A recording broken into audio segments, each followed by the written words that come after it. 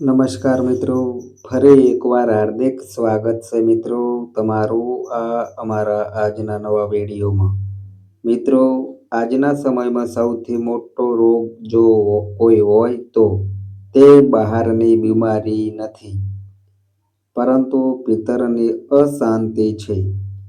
મનનું બેચેન હોવું, વિના કારણ ગભરામણ, નાની નાની વાતો પર ગુસ્સો, ઊંઘનું ના આવવું, હર સમયે કાંઈક ખોઈ દેવાનો ડર અને એવો અહેસાસ કે બધું જ હોવા છતાં કાંઈક ખાલી ખાલી લાગે છે. મિત્રો, ઘણા લોકો તેને સ્ટ્રેસ કહે છે, કોઈ એન્ઝાયટી કહે છે, કોઈ ડિપ્રેશનનું નામ આપી દે છે. પરંતુ મિત્રો, અસલમાં આત્માનો પોકાર છે. મિત્રો, આ એ પોકાર છે જે શિવને કહે છે કે હવે બહુ થયું, હવે મને શાંતિ જોઈએ. એવા જ સમયે જ્યારે ઇન્સાન ચાલતા ફરતા મહાદેવનું નામ લેવાનું શરૂ કરે છે, ત્યારે તેને પોતાને પણ ખબર નથી પડતી કે ક્યારેય અંદર કાંઈક બદલવા લાગે છે. મિત્રો, શરૂઆતમાં તો લાગે છે કે બસ ઓમ નમઃ શિવાય જ તો બોલી રહ્યા છીએ, તેનાથી શું થશે? પરંતુ મિત્રો, ધીરે ધીરે મનનો શોર ઓછો થવા લાગશે. જે મગજ પહેલા 100 વાતોમાં અટવાયેલું રહેતું હતું, તે હવે થોડી વાર માટે શાંત થવા લાગશે. મિત્રો, આ કોઈ ચમત્કાર નથી, આ શિવનો નિયમ છે. મનને જો કોઈ સહારો આપી દેવામાં આવે તો તે ભટકવાનું છોડી દે છે. અને મિત્રો, શિવનું નામ મનનો સૌથી મોટો સહારો છે. જે લોકો ચાલતા ફરતા શિવ નામનો જાપ કરે છે, તેમના જીવનમાં સૌથી પહેલો બદલાવ મનમાં આવે છે. મન જે પહેલા હર વાત પર તરત પ્રતિક્રિયા કરતું હતું, હવે ઠરીને વિચારવા લાગશે. ગુસ્સો તેટલી જલ્દી નથી આવતો, નિરાશા પહેલા જેવી ભારે નથી લાગતી. અને મિત્રો, જે વાતો પહેલા રાત પર ઊંઘવા નહોતી દેતી, હવે એ જ વાતો હલકી લાગવા માંડશે. મિત્રો, મનની અવસ્થા ધીરે ધીરે ઉકેલવા લાગશે. શિવ નામનો જાપ મનની અંદર જમા થયેલા એ શોરને શાંત કરવા લાગશે, જે વર્ષોથી ભીતર વાગી રહ્યો હોય છે. ત્યારબાદ મિત્રો, એક બદલાવ એવો આવે છે જેને લોકો બહારથી જોવા લાગે છે. ચહેરા પર એક અલગ જ નિખાર આવવા લાગે છે. આ કોઈ કલ્પના નથી મિત્રો, આ શિવ તત્વનો પ્રભાવ છે. મિત્રો, જ્યારે મન શાંત હોય છે, ત્યારે શરીરમાં તણાવના હોર્મોન્સ ઓછા થવા લાગે છે. શ્વાસ ઊંડો થાય છે, ચહેરાના સ્નાયુઓ ઢીલા થાય છે, આંખોમાં ચમક પાછી આવે છે. લોકો પોતે પૂછવા લાગે છે કે શું લગાવ્યું છે, કઈ ક્રીમ વાપરો છો? પરંતુ અસલ ક્રીમ કોઈ બહારની હોતી નથી. અસલી ચમક ભીતર વસેલા શિવમાંથી આવે છે. પછી મિત્રો, ધીરે ધીરે ઇન્સાન અનુભવ કરે છે કે તેના જીવનમાં વસ્તુઓ પોતાની મેળે ઠીક થવા લાગી છે. મિત્રો, જે કામ અટવાયેલા હતા તેમાં હલચલ આવવા લાગશે. સાચા લોકો પોતાની મેળે જોડાવા લાગશે, ખોટી સંગત પોતાની મેળે છૂટવા લાગશે. મિત્રો, શિવ નામનો જપ ઇન્સાનની અંદર એક ચુંબકીય ઉર્જા પેદા કરે છે. મિત્રો, આ ઉર્જા એ જ રીતે કામ કરે છે જેમ ગંગાનું જળ સાફ, શાંત અને માર્ગ બતાવનાર હોય છે. જિંદગીમાં અવસર પહેલા પણ હોય છે, પરંતુ અશાંત મન તેમને જોઈ શકતું નથી. જ્યારે મન શિવમાં ટકે છે ત્યારે એ જ અવસર સાફ દેખાવા લાગે છે મિત્રો. શિવ નામ જાપનો એક બહુ ઊંડો પ્રભાવ એ હોય છે કે નકારાત્મકતા ધીરે ધીરે દૂર થવા લાગે છે. વાળા સંબંધો, હર સમયે ફરિયાદ કરવાવાળા લોકો, ઝઘડા કરનારી સંગત, બેવજા ડર ફેલાવનારા લોકો આ બધું પોતાની મેળે જીવનમાંથી બહાર થવા લાગે છે. મિત્રો, કોઈ લડાઈ કરીને નથી થતું, બસ અંતર બની જાય છે. અને મિત્રો, તમારું મન હવે એ વસ્તુઓમાં ઉર્જા આપવાનું બંધ કરી દે છે જે તમને નીચે ખેંચે છે અને આ બધું શિવની કૃપાથી આપોઆપ થાય છે. તેની સાથે સાથે ઊંઘ સુધરવા લાગે છે, ઓવરથિંક ઓછું થવા લાગે છે, શ્વાસની ગતિ પોતાની મેળે ધીમી થઈ જાય છે અને જ્યારે શ્વાસ ઓમ નમઃ શિવાયની સાથે ચાલે છે તો ઊંઘ પોતાની મેળે ઊંડી થઈ જાય છે. ઘણા લોકો કહે છે કે અમે કોઈ અલગ ઉપાય નથી કર્યો, બસ શિવ નામનો જાપ શરૂ કર્યો અને ઊંઘ ઠીક થઈ ગઈ. કારણ કે મિત્રો, ઊંઘની સૌથી મોટી દુશ્મન ચિંતા છે અને શિવનું નામ ચિંતાના મૂળને કાપી નાખે છે. જેમ જેમ શિવ નામનો જાપ ઊંડો થાય છે તેમ તેમ ઇન્સાનની અંતર્જ્ઞાન શક્તિ વધવા લાગે છે. હવે તે પહેલાથી સમજવા લાગે છે કયું કામ તેના માટે સાચું છે અને કયું નહીં, કોની સાથે વાત કરવી છે અને કોનાથી અંતર રાખવું છે, કયો નિર્ણય આગળ લઈ જશે અને કયો પાછળ ખેંચશે. મિત્રો, આ કોઈ જાદુ નથી, આ શિવ દ્વારા કરવામાં આવેલી ભીતરની સફાઈનું પરિણામ છે. મિત્રો, જ્યારે મન સાફ હોય છે ત્યારે ભીતરનો અવાજ સાફ સાંભળવા લાગે છે. શિવ નામ જાપનો બીજો એક મોટો પ્રભાવ કર્મો પર પડે છે. મિત્રો, કર્મનો અર્થ માત્ર પુણ્ય નથી હોતો. કર્મનો અર્થ છે ભીતર જમા થયેલી ઉર્જા.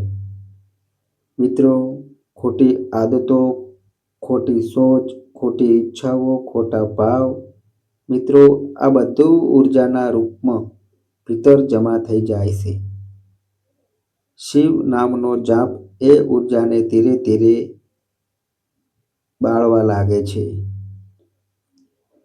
આ ભસ્મની અગ્નિ જેમ કામ કરે છે, જે ભારેપણું વર્ષોથી મન પર જમા હતું તે ધીરે ધીરે હલકું થવા લાગે છે. મિત્રો, એક સમય એવો આવે છે જ્યારે ઇન્સાન પોતે કહે છે કે એવું લાગે છે જાણે કોઈ બોજ ઉતરી ગયો હોય.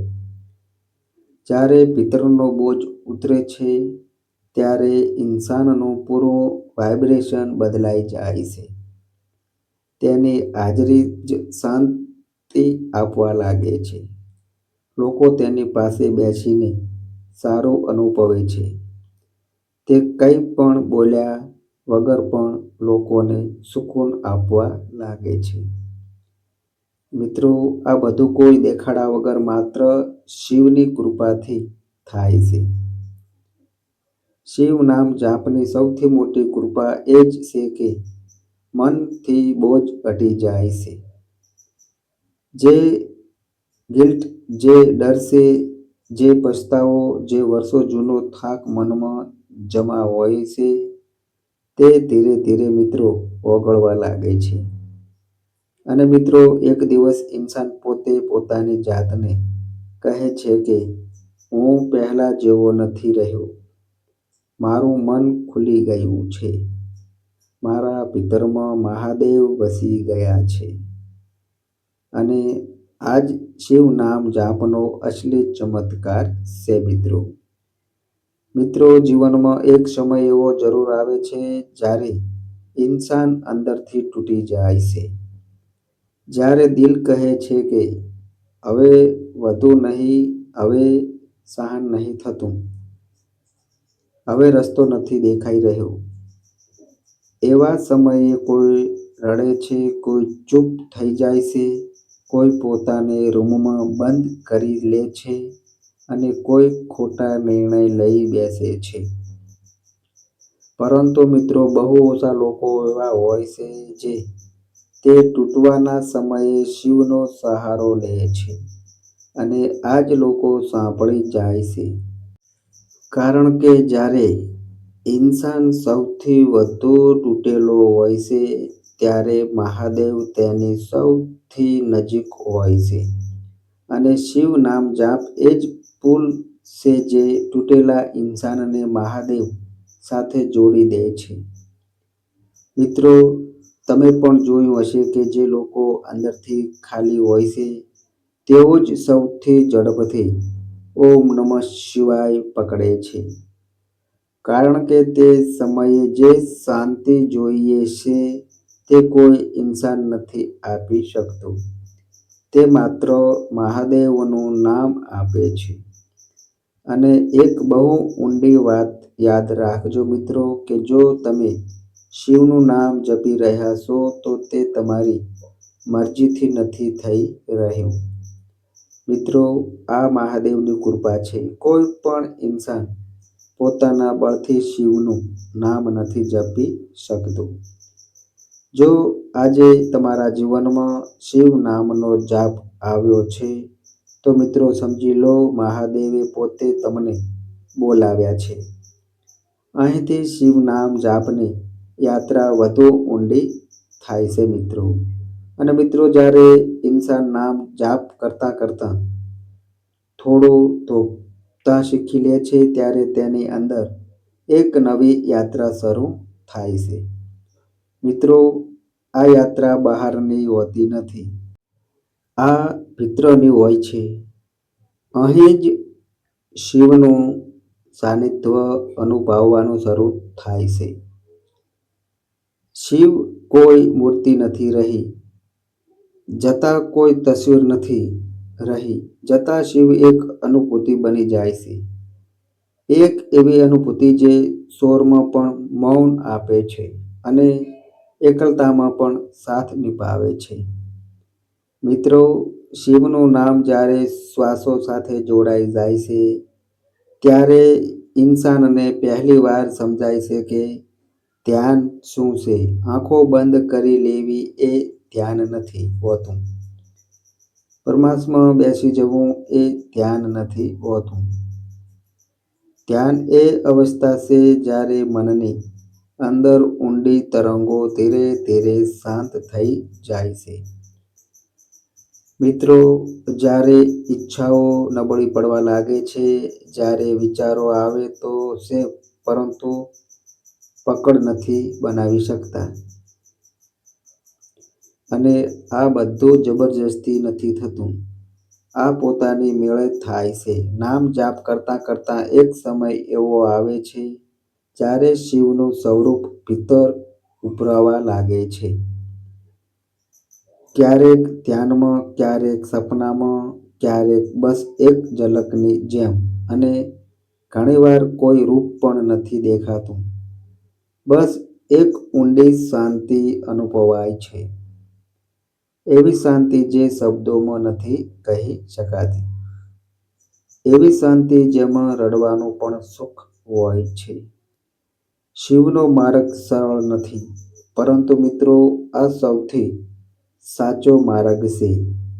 આ માર્ગ પર ચાલવાવાળાએ ઉતાર ચઢાવમાંથી પસાર થવું જ પડે છે. ક્યારેક ભક્તિની એવી લહેર ઉઠે છે કે લાગે છે કે હવે બધું જ મળી ગયું. મન હલકું થઈ જાય છે. દુનિયાની ઈચ્છાઓ ફીકી લાગવા માંડે છે.